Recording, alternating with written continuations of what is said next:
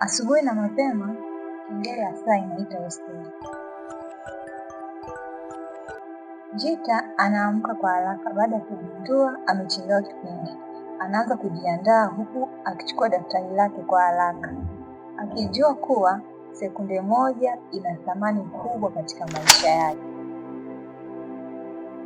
Alitoka hosteli akitembea haraka haraka.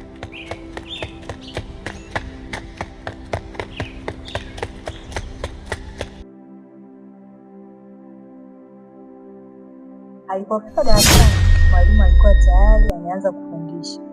Ndani ya darasa, taswira halisi ya chuo inajidhihirisha. Wanafunzi wengine wanaandika kwa makini, wengine wamechoka na kulemewa na usingizi, huku baadhi ya wao wakitumia simu chini ya meza. Mwalimu anawakumbusha umuhimu wa kuzingatia masomo yao. Baada ya vipindi, Jita na rafiki zake wanaenda library kufanya group discussion. Wana assignment yenye deadline ya kesho yake. Hivyo, kila mmoja anajaribu kutoa mawazo yake. Wakati mwingine wanabishana na kutofautiana kwa moja, lakini mwishowe wanashirikiana vizuri. Hapa ndipo ambapo akili zao zinanolewa. Baadaye wanaenda kupata chakula na kupumzika kidogo.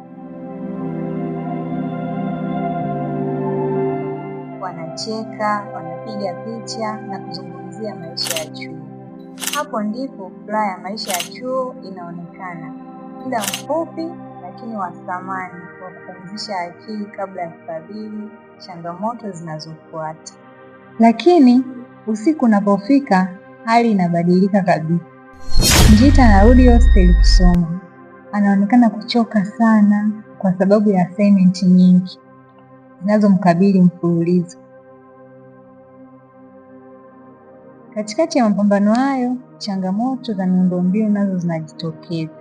Mtandao unasumbua, laptop haina chaji, na muda wa kutuma kazi unakaribia kwa kasi.